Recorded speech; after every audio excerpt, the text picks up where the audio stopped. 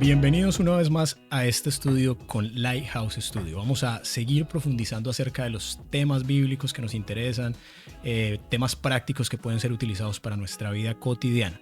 Y para eso estamos con la buena compañía del pastor Daniel y Carmen. Así que lo primero que quiero hacer es poder saludarlos. Carmen, ¿cómo estás? Contenta de estar aquí una vez más con ustedes y feliz de tenerte aquí. Bienvenido, Jonathan, a este programa. Esperamos tenerte más seguido con nosotros. Amén. Pastor, ¿cómo vas? Bueno, una semana bastante comprometida, pero felizmente saliendo a flote con eso, con todos los compromisos. Y me uno, Carmen, a tu sentimiento, a tu sentir. Tener a Jonathan en nuestro medio es tener un recurso humano muy valioso que le brinda un soporte muy especial a esta programación que se hace con la fina intención de dejar un mensaje que edifique corazones para el reino de los cielos. Amén, amén. Muchas gracias. Y con eso quisiera que empezáramos entonces a entrar un poco en materia de este estudio. Y precisamente una de las características que siempre me sorprende de la Biblia es la capacidad de aportar nuevo conocimiento, incluso cuando crees que lo tienes todo estudiado. ¿Qué piensan ustedes de eso? ¿Cómo es esa relación que ustedes tienen ahí con la Biblia? Bueno, definitivamente cuando yo miro mis 35 años de matrimonio con Josefina, es sorprendente que a veces ella me diga, yo no sabía que tú eras así. Ese es el resultado de una relación que es estrecha, que es honesta, que es muy cercana, que es muy íntima y que definitivamente nos permite cada día justamente crecer en el conocimiento de la otra persona. Y cuando se trata de Dios y su mensaje, Carmen, Jonathan, definitivamente no es distinto. Es más, es muchísimo más profundo, incluso porque tener una amistad con Dios y una relación con Él, wow, eso da para que cada segundo de nuestra existencia nos permita sorprendernos de su amor y de su misericordia, de su justicia, de su bondad. Nos enamoramos cada día más. Crece ese amor por Él, sin eso duda. Es así, sin lugar a dudas. Y para eso, el estudio que se nos propone en esta lección es precisamente el tema de Salmos. Y sabemos que Salmos es un libro de poesía, que incluso autores literarios famosos reconocen la calidad poética que hay en él, pero sin embargo tiene un gran contenido profético, tiene un gran contenido acerca del plan de redención.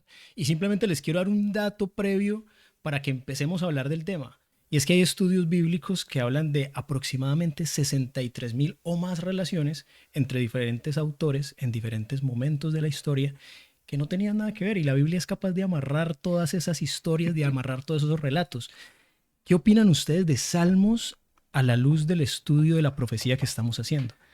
Lo que acabas de mencionar es un dato realmente sorprendente y valdría la pena que cada uno de los que están expuestos a esta presentación lo registraran en su mente.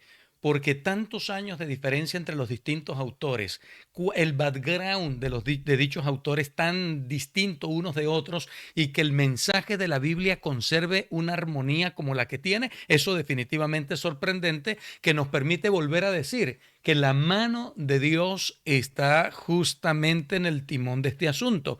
Y cuando se trata del libro de los Salmos, imagínense, Carmen y Jonathan, que es una fuente que enriquece el estudio del libro de Apocalipsis, justamente porque en el libro de los Salmos hay mucha terminología que nos puede ayudar a entender los símbolos y las expresiones proféticas que están en el libro de Apocalipsis. Así que cuando se trata de los Salmos, tenemos una fuente muy rica de bendición para que nuestros ojos se abran frente al panorama que Dios quiere que veamos, que es justamente ese futuro por venir, cuando lo enmarcamos en el aspecto profético de acontecimientos futuros.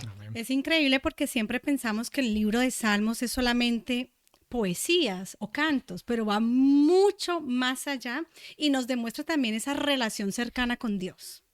Eso es así, y precisamente hay un tema que amarra todo en la Biblia, hay un tema principal en la Biblia. Ese tema es la redención.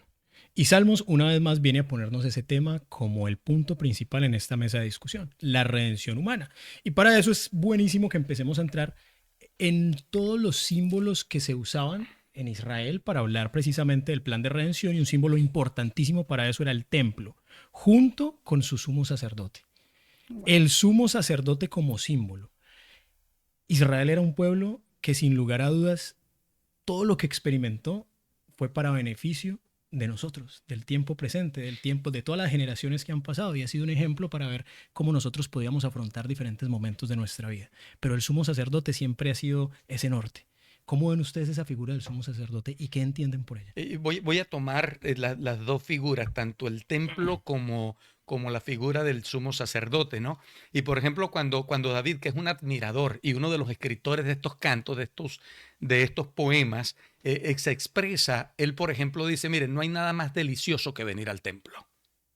Es una cosa extraordinaria. Yo me alegré con los que decían, a la casa de Jehová iremos. Es mejor estar un día en tus atrios que 1000 fuera de ellos. O sea, el salmista era un apasionado, y cuando se trata de templo y santuario, necesariamente tenemos que reconocer que David es posterior a Moisés, y fue en tiempos de Moisés cuando se levantó inicialmente el santuario, y era una copia del santuario verdadero que está en el cielo. Por lo tanto, cuando de parte de David se trata, y de algunos otros como los hijos de Coré o el mismo Asaf, que son escritores de los salmos también, ellos se expresan con respecto al santuario como tal, lo ven como algo tan especial que no dista mucho, o más bien no dista en nada, para nosotros afirmar que lo veían como la bendición del sitio donde Dios hacía acto de presencia para relacionarse o estar con su pueblo.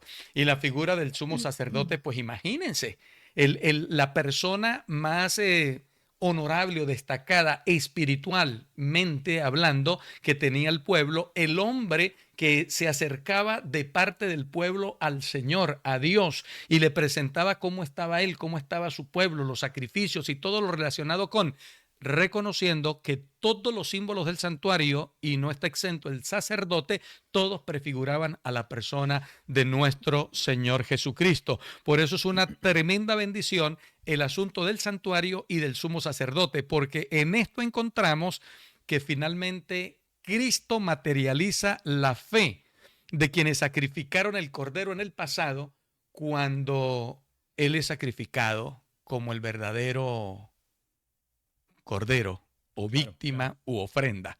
Así que bueno, esto es muy importante, y los que estaban expuestos o esperando por la fe el cumplimiento de eso, pues logran el gozo del perdón y de la redención, que es el tópico central, como lo acabas de mencionar. Correcto. Pastor, suena un poco teológico, pero si lo vamos a poner en una aplicación un poco más directa, podemos decir que Jesús, que es nuestro sumo sacerdote, es quien va a interceder por nosotros ante el Padre. Así que podemos tener en oración esa tranquilidad de hablarle a Él con toda honestidad, como el salmista. Porque algo que identifica mucho a David en los salmos es que habla sin filtros. Le va contando las cosas tal y como son. Si tiene que renegar, por así decirlo, reniega. Si está frustrado, más bien demuestra su sentimiento. Así que si alguien no tenía miedo en demostrar sus emociones, era precisamente David. David ahí se abre emocionalmente de una manera como a veces incluso a nosotros nos cuesta hacer. Y la figura del santuario en tiempos de David y de la función sumo sacerdotal representada justamente por el sacerdote, que finalmente también es un tipo de la persona de Cristo, que es el verdadero sacerdote. Ahí nosotros encontramos, escuchen esto, iglesia, escuche esto, querido amigo, escucha esto con el corazón abierto. David nunca celebró su pecado. Eso es importantísimo. No queremos eclipsar la trascendencia que tiene esa miserable condición con la justicia y la misericordia de Dios. En otras palabras, y perdonen que lo mencione con toda la transparencia que ya nos caracteriza frente a ustedes, entre menos cometamos errores, menos cicatrices vamos a tener. Entre menos caídas tengamos, ojalá pudiéramos superar una semejante condición de no caer y demás. Pero si cometemos pecado, dice Primera de Juan, abogado tenemos para con el Padre Jesucristo el justo. De hecho, David llegó con lágrimas a decir, miren, mientras estuve callado por causa de mi pecado, mis huesos envejecieron, perdí mi vigor, no era capaz de conciliar sueño. O sea, la frustración y la miseria que lo tenía atrapado era definitivamente alarmante. Sin embargo, y ahí es donde viene la gloriosa nota de la bendición del santuario y de quien oficia en el santuario, que es Cristo, que David se presentaba con ese corazón honesto y llegó a ser un hombre conforme al corazón de Dios. Eso es admirable. Y no porque David dijo, mírenme, tómenme la fotografía y pónganla en CNN. No. es que el calificativo se lo da es Dios. Un nombre conforme a mi corazón. Así que es realmente admirable y me gusta mucho esa frase, Carmen la sostiene mucho, sin filtros. Eso significa acercarnos y presentarnos ante el Señor con la cabeza gacha, porque no vamos a celebrar que cometimos errores, pero venimos arrepentidos porque Él en su misericordia está listo para brindarnos su perdón en la medida en que nosotros la busquemos con un corazón contrito y humillado. Claro que sí. Y de hecho ese concepto de presencia de Dios relacionado al templo, y que eso era lo que los judíos veían en ese templo y lo que tenía gran importancia para ellos, era que la presencia de Dios estaba ahí. Y bajo la figura también que explicó usted muy bien, Pastor y Carmen, acerca de ese sumo sacerdote, hay una figura que es el Monte de Sión. Y ese Monte de Sión lo que nos está figurando precisamente es de nuevo la presencia de Dios, ese templo, ese monte santo donde habitaba la presencia de Dios. Pero entonces ahí es donde yo me empiezo a hacer una pregunta que para mí es la que personalmente me genera inquietud, porque empieza entonces en Salmos 15 a decir David: Señor, ¿quién puede vivir en tu templo? ¿Quién puede subir a tu monte santo? Solo el que vive con honestidad y hace lo justo, pensando y diciendo la verdad, al que no calumnie, al que no haga mal a sus semejantes, no insulte a sus vecinos, solo el que aparte lo de Dios y el que respete al que teme al Señor, y sigue alargándose en esa descripción. Ahora, ¿somos nosotros de acuerdo a esa descripción? ¿Ustedes qué creen? Es una sonrisa nerviosa, Sí, ¿no? Complicada pregunta, pero yo pienso que no es ser perfecto. Lo que buscamos es reconocer precisamente si nos equivocamos y poder transformar, porque no hay una persona perfecta. Incluso ahí no dice quién va a subir, el perfecto, porque no dice va a subir el perfecto. Entonces pienso que mientras nosotros estemos reconociendo si hemos fallado y que debemos tener estas cualidades y empezar a trabajar en ellas, pues vamos a estar ahí arriba. Carmen, y me parece que hacen un punto importantísimo, porque entonces ahí es donde el sumo sacerdote empieza a ser vital. Porque es que resulta que ninguno de nosotros lo puede lograr. Esas características que acaban de describir, si nos ponemos a perseguir eso, nos vamos a encontrar eso en un problema grande. Sí, y en este tiempo hay que caminar con aplomo. Y yo considero que este es uno de los tópicos en los que nosotros debemos hilar finito, dicen en Colombia, ¿sí? Hilar finito, ser muy cuidadosos, muy prudentes, porque podríamos, sin darnos cuenta, llegar a sobreponer el esfuerzo humano para la consecución de una condición como la que describe el salmista, y creyendo haber alcanzado esa condición, o moralmente habiendo alcanzado esa condición, estar lejos de Dios. Correcto. No sé si Sí. quiero ser muy prudente, porque estas palabras y esta transmisión está llegando a cientos, sino a miles de personas, y quiero ser muy cuidadoso y no malinterpretado. Pudiésemos nosotros, en un esfuerzo no malo, pero que no deja de ser muy humano, procurar desarrollar una experiencia moral humana que nos lleve tal vez a autoevaluarnos como gente buena, como personas que han superado situaciones que lo arrastraban a la maldad, etcétera, y en ese momento estar más lejos de Dios que nunca. ¿Por qué?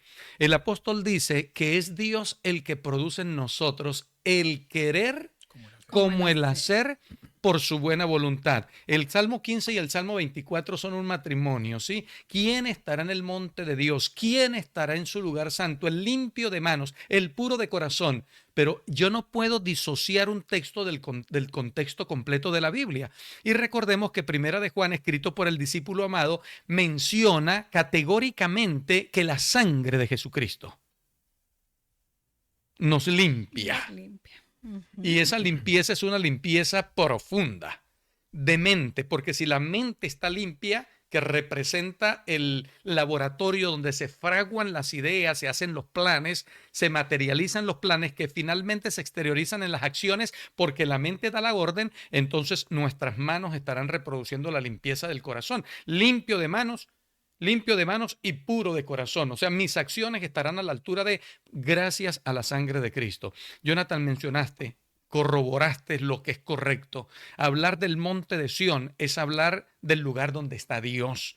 Y nota que vale la pena una frasecita que leí durante la preparación del tópico que dice, gracias al Cordero. O sea, no es porque Daniel, no hay mérito alguno en nosotros. Gracias al Cordero, el pueblo de Dios puede estar en el monte de Sión. Si por algún motivo se filtra la idea de, wow, mire lo que logré, en ese momento, cual Pedro, estoy ni siquiera con el agua al cuello. En la corona ya. Ya, hundido. Como el Jonás. Viene en el vientre de la ballena y por lo tanto por allá metido en el océano. Por eso mucha prudencia. La honra, la gloria y el honor son solo para Dios porque es gracias al Cordero. Entonces la Biblia ahí nos está recordando una cosa importantísima. Los méritos nunca serán propios. Solamente el mérito del Cordero es el que nos deja estar en el monte de Sión, que como bien lo mencionamos, es esa presencia de Dios. Así es. Y ahí hay un tema también que se amarra y que se vuelve de vital importancia y que para los cristianos en general es muy importante. No sé a veces si lo hemos puesto en el lugar adecuado, pero es la ley de Dios. Y esa ley de Dios, a la mirada de lo que acabamos de decir, la ley de Dios nos manda cierto comportamiento. Sin embargo, acabamos de decir que no es por nuestro comportamiento, porque la misma Biblia aclara, si alguno de ustedes dice que nunca ha estado en pecado, entonces no está en la verdad. Y eso ya de ahí nos baja a todos. Definitivamente. Ninguno por la condición propia puede tener ese cumplimiento en calificación excelente. ¿Qué pasa entonces con la ley de Dios? ¿Cuál es el lugar correcto para esa ley de Dios? Y yo les quiero dejar una idea inicial para eso. Claro. La ley de Dios no es nada más que un espejo para poder ver dónde estamos. Y nos permite reflejarnos. Y es como cuando uno va al espejo y se ve un poquito despeinado y uno dice, bueno, antes de salir me tengo que arreglar estos pelos aquí porque si no voy a salir mal. La ley de Dios cumple el mismo objetivo. Así es. ¿Será que cuando nos preocupamos más por cumplir eso, que estar en comunión con Dios, que estar en contacto con Dios, empezamos a desviar un poco ese objetivo? Definitivamente. La ley debe estar en nuestro corazón, definitivamente. Y debemos seguirlo por convicción. Yo pienso que eso es lo más importante, no solamente porque está escrito, porque alguien me dijo, haz esto. Tu corazón debe estar dispuesto. Porque, por ejemplo, cuando Moisés le dice a Dios, muéstrame tu gloria, Dios le responde mostrándole su carácter. Entonces, de ahí nos tenemos que pegar. Es lo más importante lo que tenemos en el corazón, nuestra convicción. No solamente seguir la ley por seguirla.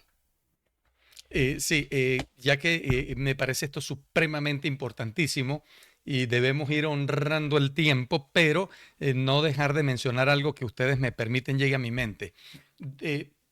Está clarísimo que la ley de Dios es una manifestación de su carácter. ¿Está bien?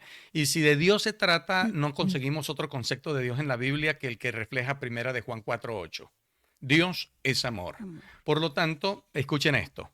Cuando Dios entrega la ley, su ley, que es el reflejo de su carácter, le dice a su pueblo, le dice, yo soy tu Dios. Yo te saqué de Egipto de casa de servidumbre. En otras palabras, Dios es libertador y Dios es nuestro propietario. Sin embargo, Él nos permite recordarlo cuando se trata de hablar de su ley, porque los textos que acabo de leer preceden a Éxodo 20 del 3 al 17, que es donde están escritos los 10 mandamientos.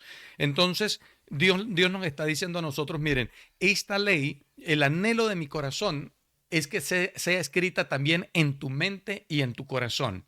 ¿Por qué? Porque Dios es amor y porque la ley es el reflejo de su carácter. Así que Dios tiene la pretensión con su ley que esa se transcriba el carácter de Dios en nuestras vidas. Y es un reto cumplido también por la gracia del Señor. Gálatas 2:20 lo dice. Llega la experiencia del creyente a confesar, con Cristo estoy juntamente crucificado.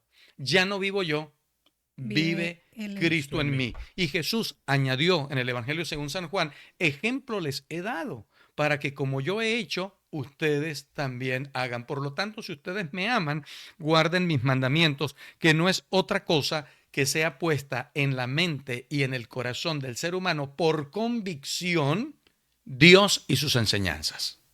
Por supuesto, y Ahí me gustaría a mí amarrar con otro tema que viene con esto y es, hay otro símbolo que se usa en la Biblia y se habla de el nombre de Dios en la frente de los redimidos. Ujú. Y pues si uno hace el ejercicio de imaginación más básico, pues inmediatamente uno se empieza a imaginar literalmente un nombre en Una una frente. marca. Y hay que empezar a entender muy bien de qué se trata ese nombre. Y cuando la Biblia habla de nombre, está hablando del carácter. Cuando Sí. habla de la gloria de Dios, también se refiere al carácter. Al carácter de Entonces, Dios. podemos empezar nosotros a ir con ese hilo conductor y empezar a conocer que quienes realmente tendrán esa marca de Dios son los que tengan su carácter. Y precisamente cuando tú empiezas a tener ese carácter de Dios, pues ese cumplimiento de la ley, ese vivir en armonía con Él, se empieza a volver mucho más natural. A mí me llama mucho la atención un pedazo de Isaías donde Isaías está teniendo una visión, de repente ve como la gloria de Dios, ese carácter perfecto de Dios y se asusta y dice, ¿quién permanecerá aquí? Soy hombre muerto. Estoy muerto, estoy liquidado, si esto es, Ujú. estoy liquidado. Ya. Y inmediatamente en la visión viene y se prende una brasa y le dice, dice que se la pasa por los labios y le dice que no se preocupe, que todos sus pecados han sido perdonados. Y me llama muchísimo la atención en la reacción de Isaías, que simplemente en vez de decir, oh, buenísimo, me salvé, ya no tengo nada más que hacer, inmediatamente se ofrece para ser voluntario y para ir. ¿Qué pasa cuando la salvación entonces llega a nuestras vidas y cuando nosotros mismos experimentamos esa salvación? ¿Cuál es el resultado de eso y qué es lo que despierta en nosotros? Carmen, Jonathan, es penosísimo cuando una persona se considera tan no apta como para acercarse a Dios porque su vida ha sido de X o Y manera.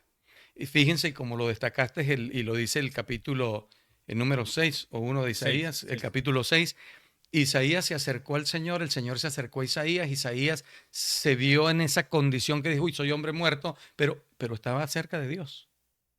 O sea, acércate a Dios. No importando tu condición, el Señor está dispuesto a tomar la brasa ardiente y limpiar tu boca, indica también limpiar tu corazón y nosotros podremos decir, wow, no puedo represar este precioso mensaje que le dio sentido a mi vida y esperanza puso en mi corazón. Por lo tanto, como Isaías, heme aquí, envíame a mí, porque más que ciertísimo, tenemos que destacar que el mal tiene su límite cuando se trata de estar en la presencia de Dios y es Dios el que se encarga de eso, ¿correcto?